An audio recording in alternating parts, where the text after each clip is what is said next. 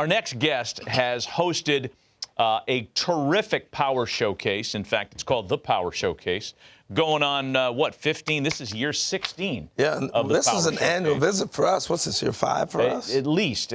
We're pleased to have Brian Domenico on with us once again, talking about the Power Showcase. Brian, good morning. Harold, Matt, as always, it's really nice to see you, and I appreciate you having me on. Well, we appreciate you coming on with us to kind of introduce our viewership to some of the kids that you've discovered and showcased in your Power Showcase. I mean, boy, the list is unbelievable. We watch the video of this thing all the time. Among the players that you had, and I guess you could talk on all of them, who's made your eyes pop the most at the Power Showcase?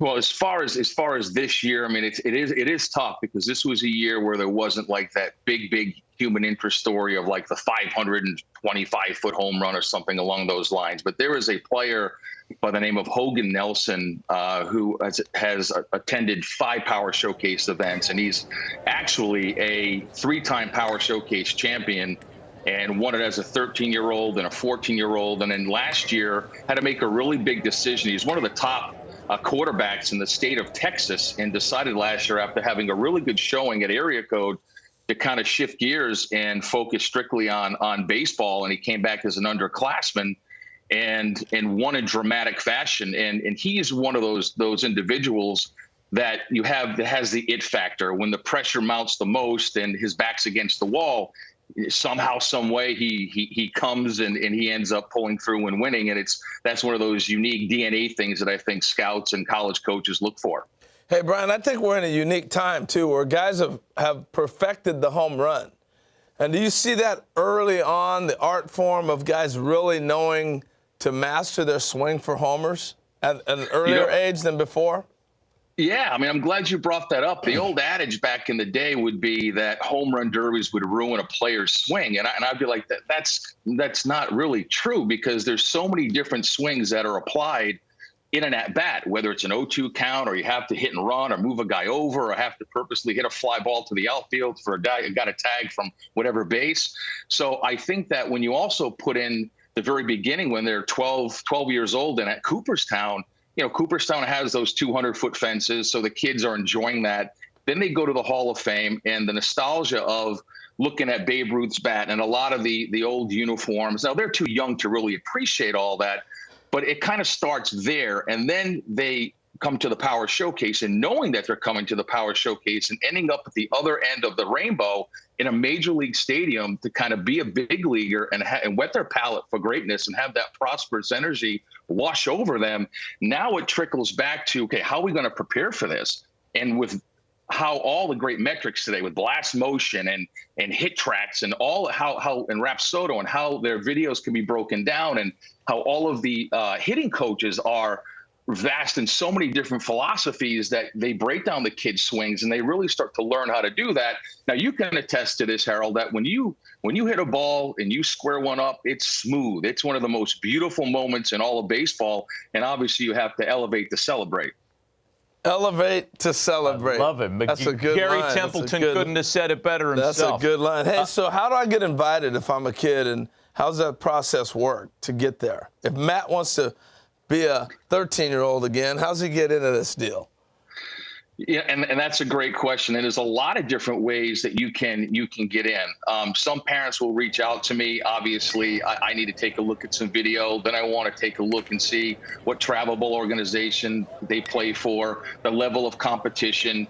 And listen, I don't always bring in the absolute very, very, very best guys. There are some big lumbering young players that they just need to set some goals. And it's only a matter of time before the kinetics and everything starts to come together, and they find themselves and they take off. So again, parents can reach out through the website. And again, there's a lot of different ways, Harold.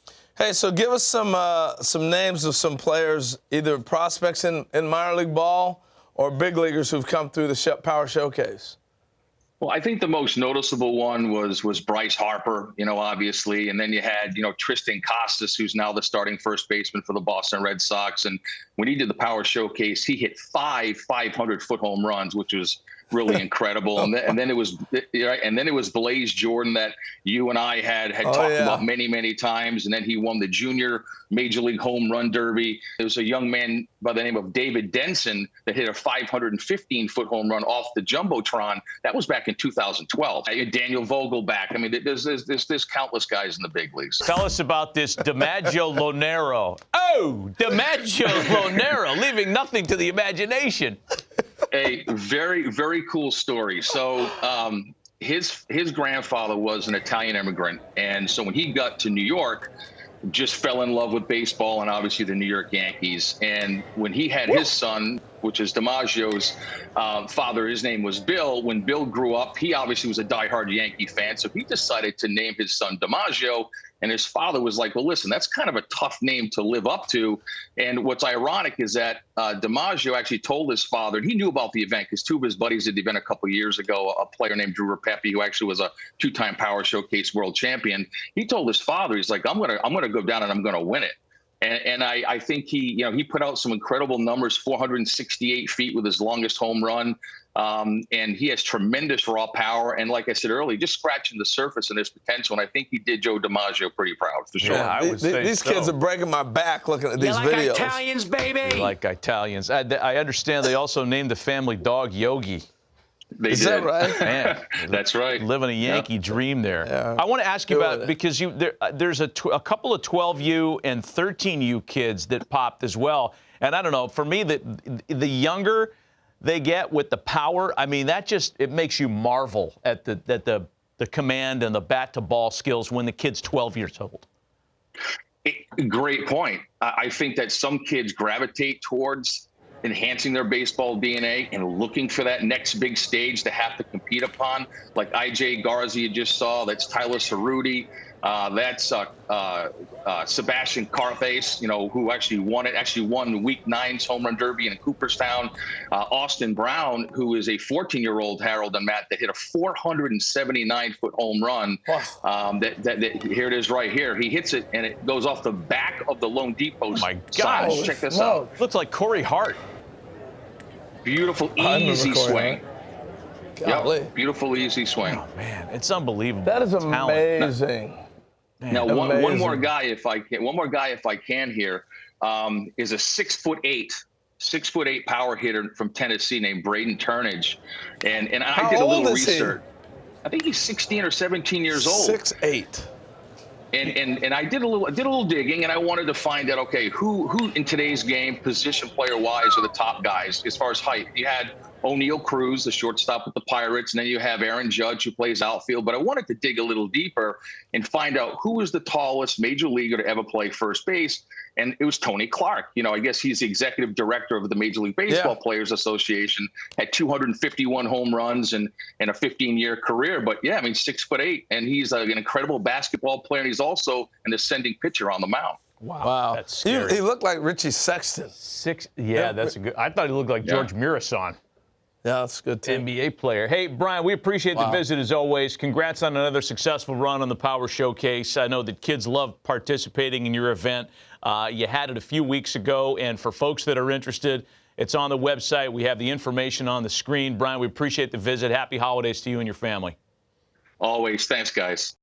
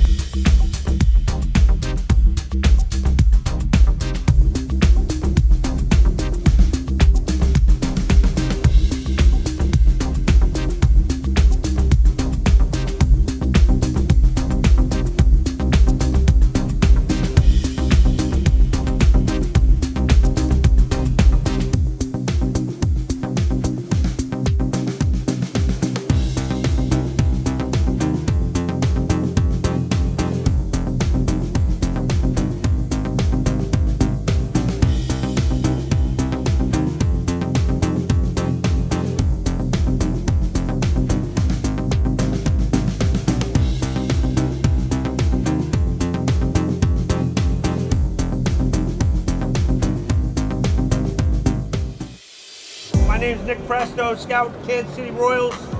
It's a great opportunity. Appreciate you guys being here, hitting on a big league field. We're going to run you through a scout day. You know, as scouts, we're looking for a bunch of things to see if you're going to be a professional player. I mean, obviously, we're looking for hitting. We're looking for power. We're looking for running, arm strength, and fielding. Those are the 5 tools that we're looking for. All this stuff's important if you want to play this game.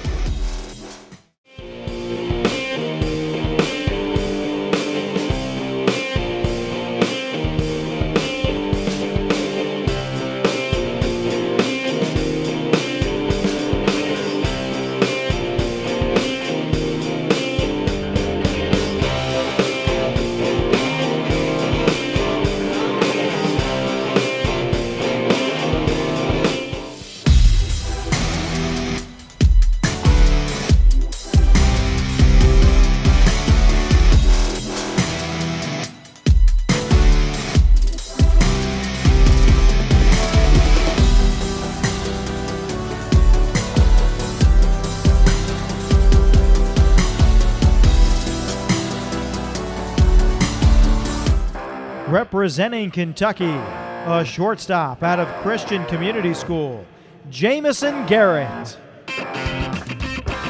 Jameson was a turning 15th annual participant whose longest home run traveled 310 feet.